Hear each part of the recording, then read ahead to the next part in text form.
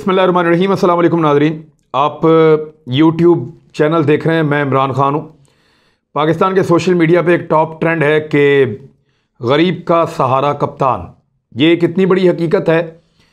कुछ लोग कह रहे हैं आंखों का धोखा है, लेकिन इमरान खान साहब ने एक्चुअली किया क्या है उसकी तफसीलात, यानी पैसे कैसे मिलेंगे, किन किन लोगों को मिलेंगे, किस तरीके से मिलेंगे, ये डाटा कैसे तैयार हुआ है, ये सारी तफसीलात मैं आपको इस वीलॉग में बता दूंगा। मैंने मुख्तलिफ सोर्सेज से इन्फॉर्मेशन इकट्ठी की है। इसमें अपोजिशन अपनी सियासत करेगी, हुकूमत अपनी सियासत करेगी, लेकिन आपको हकायक मालूम होने चाहिए। एक तो इमरान खान साहब ने आज खिताब किया तो पहली दफ़ा मैंने उनका ऐसा फ्रेम देखा कि वो वाकई लग रहा था कि कौम से खिताब वाला एक फ्रेम था। आज अच्छा काम किया वैसे पाकिस्तान टेलीविजन ने या जिसने भी किया, गुड वर्क। अब उसमें इमरान खान साहब ने जो तकरीर की है उसमें एक तो सबसे पहले उन्होंने कहा बहुत मुश्किल हालात में मैं आया था, वो पहले भी बहुत दफ़ा कह चुके हैं। फिर उन्होंने शुक्रिया अदा किया चाइना का, सऊदी अरब का और यूएई का, जिन्होंने कई दफ़ा सपोर्ट किया और पाकिस्तान को दिवालिया होने से बचाया।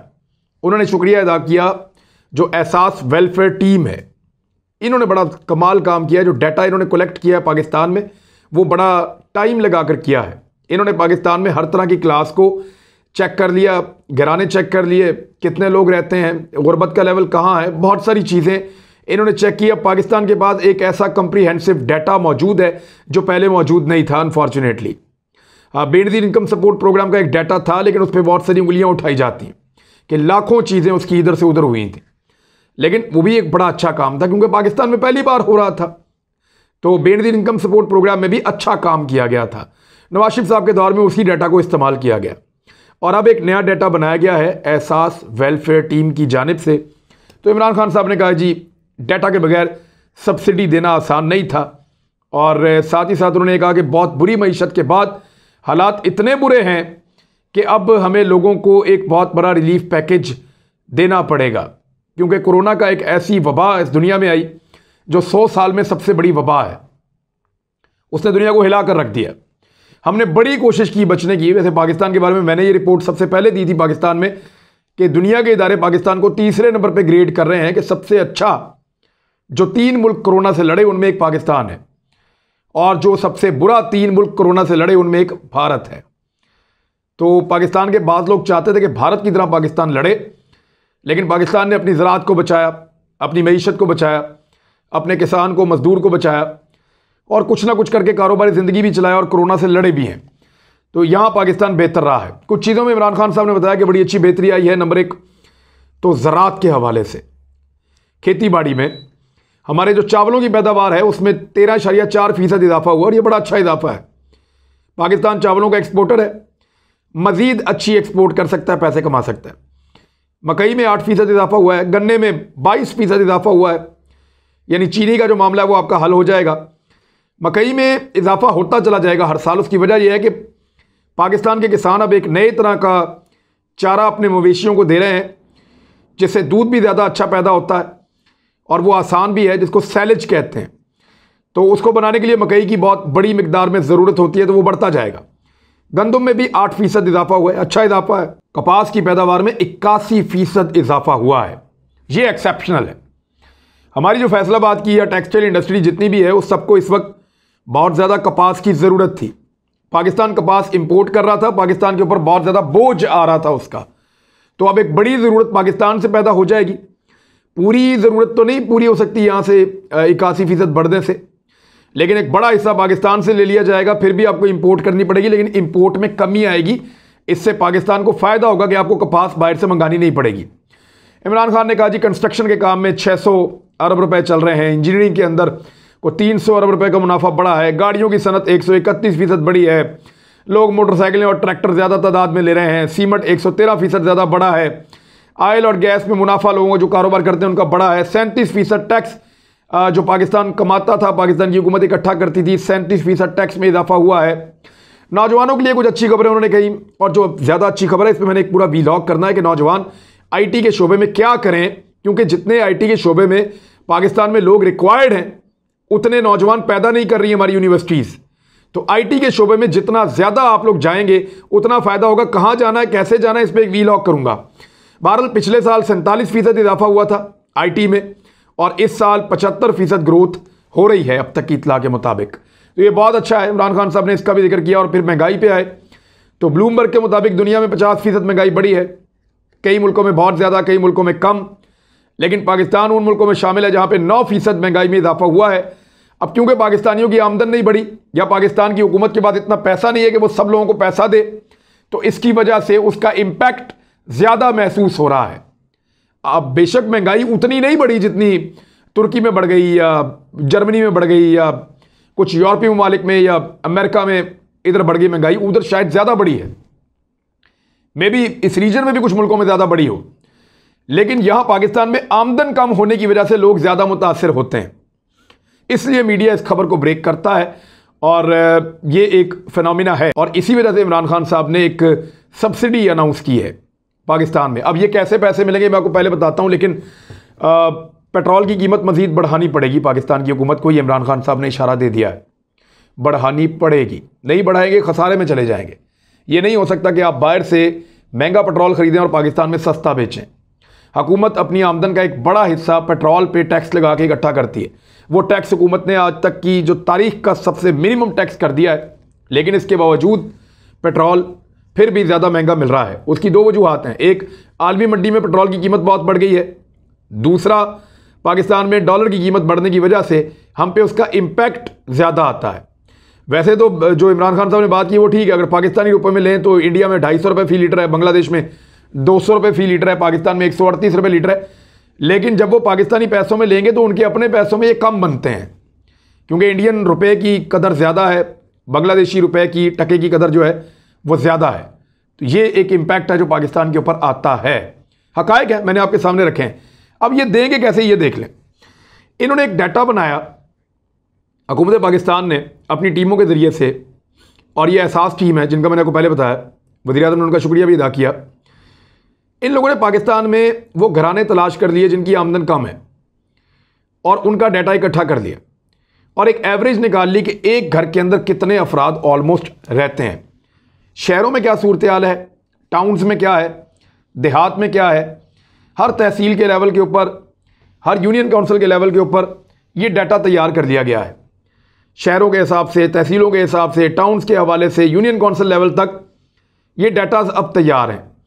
इस डाटा के मुताबिक इनको पता है कि किस किस इलाके में कितने कितने लोग रहते हैं और वहाँ गुर्बत की लकीर से नीचे कितने लोग रह रहे हैं, या कितने लोग हैं जो महंगाई की ये जो वेव आई है इससे इफेक्ट हो जाएंगे।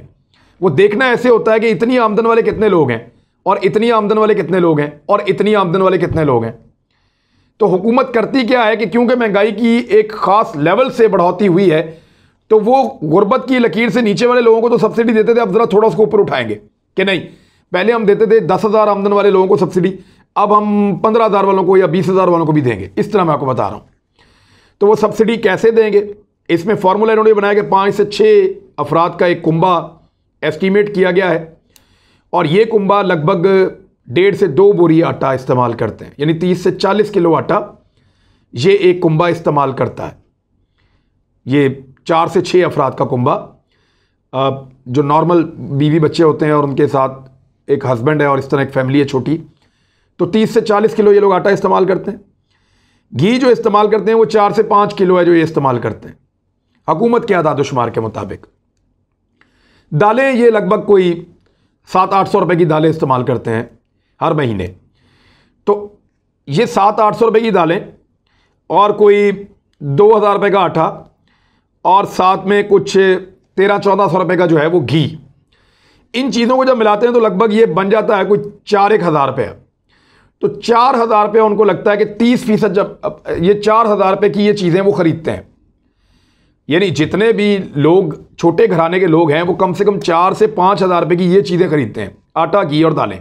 अब इसमें सब्जियां नहीं हैं, गोश्त नहीं है, दवाई नहीं है, स्कूलों की फीसें नहीं हैं, बिजली का बिल नहीं है, गैस का बिल नहीं है, पेट्रोल नहीं है, बेशुमार और चीज़ें हैं वो इसके अंदर शामिल नहीं हैं। ये सिर्फ 3 तरह की चीज़ें हैं, दालें, आटा और घी, ये 3 चीज़ें। हुकूमत ने कहा जी इन 3 चीज़ों के ऊपर हम 30% की सब्सिडी दे रहे हैं।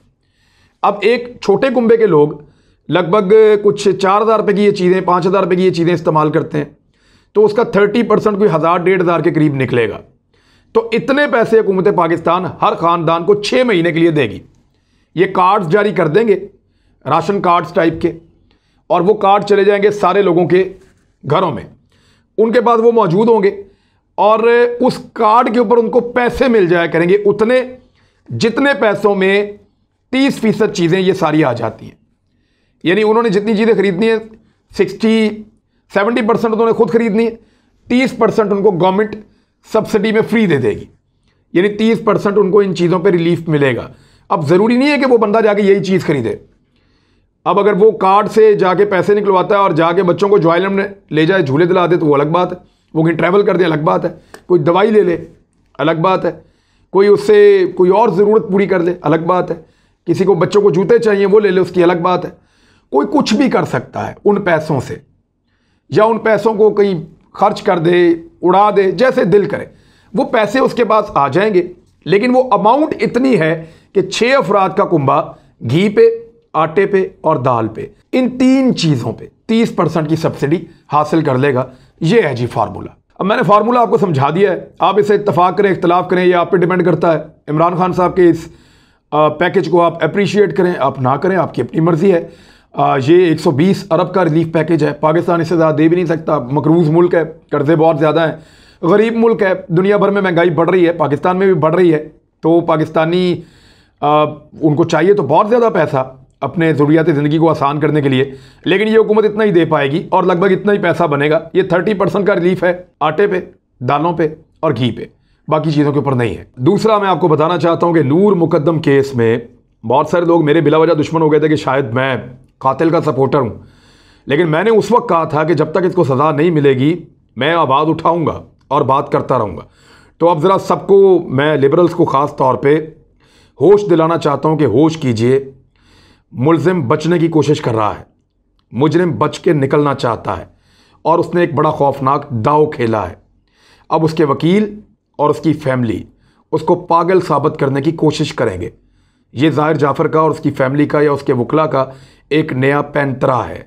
इस्लामाबाद की डिस्ट्रिक्ट एंड सेशन कोर्ट के जज ने नूर मुकद्दम कत्ल केस में मरकज़ी मुल्ज़िम ज़ाहिर ज़ाकिर जाफ़र की जानिब से मुसलसल गलत अल्फाज इस्तेमाल करने पर उन्हें कमरा अदालत से बाहर निकाल दिया। एडिशनल सेशन जज अता रब्बानी की अदालत में मरकज़ी मुल्ज़िम ज़ाहिर जाफ़र समेत तमाम मुल्ज़िमान पेश हुए थे। दौरान समाअत मुल्ज़िम ज़ाहिर जाफ़र ने कई मरतबा इंटरप्शन की, बदतमीज़ी की। कमरा अदालत में मुल्ज़िम हमज़ा का नाम पुकारता रहा और कहा, यह मेरा कोर्ट है, मैंने एक चीज़ कहनी है। इस दौरान पुलिस मुल्ज़िम को ज़बरदस्ती कमरा अदालत से बाहर लेके जाने लगी तो ज़ाहिर जाफ़र ने कहा कि कमरा अदालत में रहकर मुझे जज को कुछ कहना है। बाद में मरकज़ी मुल्ज़िम ज़ाहिर जाफ़र ने चीख चीख कर कहना शुरू कर दिया कि मैं अब नहीं बोलूँगा और दरवाजे के पीछे खड़ा हो गया। इस दौरान जो नक्शा नवीस था उसके साथ कुछ जरा होनी थी और जो वकला थे उन्होंने बातचीत करनी थी, लेकिन ज़ाकिर जाफ़र के वकील की जरा मुकम्मल नहीं हो सकी और बल्कि हो ही नहीं सकी, और ये जानबूझकर ऐसा लगता है कि किया जा रहा है। ज़ाहिर जाफ़र अदालत में रहकर मुसलसल बोलता रहा कि कमरा अदालत में मेरे समेत फैमिली के अफराद इंतज़ार कर रहे हैं। कमरा अदालत में खड़े होकर मुल्ज़िम ज़ाहिर जाफ़र ने नाज़ेबा अल्फाज का इस्तेमाल किया कि पर्दे के पीछे क्या है, यानी इस किस्म की बातें वो कर रहा था। पर्दे के पीछे क्या है, मैं और मेरी फैमिली इंतज़ार कर रहे हैं।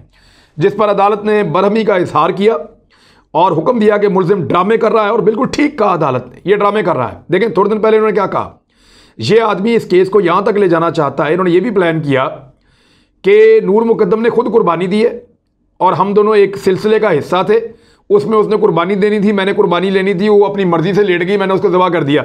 ये भी इन्होंने प्लान किया पहले, यानी इस किस्म की प्लानिंग ये लोग करते हैं। और अब पागलपन के दौरों की प्लानिंग कर रहा है, यानी वो ये चाहता है कि मुझे पागल डिक्लेयर किया जाए, अदालत मुझे फांसी की सज़ा ना दे, मुझे सज़ाए मौत ना दी जाए, बल्कि पागल डिक्लेयर करके मुझे किसी पागल खाने में भिजवा दें। अब ये इतने पैसे वाले लोग हैं कि ये वहाँ से कोई ना कोई गेम करके इसको कोई बैरून मुल्क पागल खाने में भिजवा सकते हैं, या इसका कोई प्राइवेट बंदोबस्त भी कर सकते हैं, या पागल खाने में ही इसका बेहतरीन बंदोबस्त भी कर सकते हैं पैसा इस्तेमाल करके, और पागल खाने को एक अय्याशी खाना भी बनाया जा सकता है। अब उसके वकील ने क्या कहा, ये देखें, ज़ाहिर जाफ़र काबू ना आया तो मजीद पुलिस एहलकार को तलब किया गया। इसने इंस्पेक्टर मुस्तफ़ा कियानी का गिरबान पकड़ लिया और फिर इसको उठाकर ज़बरदस्ती घसीटते हुए, इसकी वीडियो मैंने देखी है, ये आप तस्वीरें देख लें, बख्शी खाना ले जाया गया। समाअत मुलतवी करने से कबल अदालत ने मरकज़ी मुल्ज़िम की वालदा को बुलाया कटहरे में और कहा कि अपने बच्चे को आप समझाएं कि ये क्या कर रहा है। तो वो कमरा अदालत में क्या कह रहा है, क्या कर रहा है। जिस पर मुलजिम की वालदा ने जहनी हालत की तरफ इशारा किया कि आपको तो मालूम है उसकी हालत क्या है। और मुलजिम के वकील असद जमाल ने कहा कि हम इसका इलाज करा लेते हैं। ये 2 नंबरी होने लगी है, सारे होशियार हो जाओ। जितने मेरे लिबरल दोस्त हैं जो पहले मुझे कह रहे थे कि शायद मैं ज़ाहिर जाफर के साथ मिल गया हूं, मैं उन सबको वार्न कर रहा हूं कि ये बच जाएगा, तुम सारे मुंह देखते रह जाओगे। जो लोग मोमबत्ती माफिया वाले हैं फौरन होशियारी पकड़ें। जितने लोग इस पर एहतजाज करने वाले हैं वो फौरन होश करें, क्योंकि ज़ाहिर जाफर ने आज ये खतरनाक पत्ता उसके वकला ने खेला है। यहाँ कई दफ़ा ऐसे होता है और ये कानून के अंदर इसका फ़ायदा उठाने की लोग कोशिश करते हैं कि मुलजिम का ज़हनी तवाज़ुन ठीक नहीं है, लिहाजा इसको एक मखसूस किस्म का रिलीफ दिया जाए और उस रिलीफ को बाद में मुस्तकिल रिलीफ में वो आहिस्ता आहिस्ता बदल लेते हैं। तो इस पर होश के नाखून लें और अपनी जिम्मेदारी जो आपने उठाई थी वो 4 दिन की नहीं थी, उसको अदा करें। तो नाज़रीन, ये 2 खबरें थी, बाकी खबरें आपको देते हैं अगले व्लॉग में। अब तक के लिए इतने, अपना ख्याल रखिएगा, अपने इस चैनल का भी। अल्लाह हाफिज़।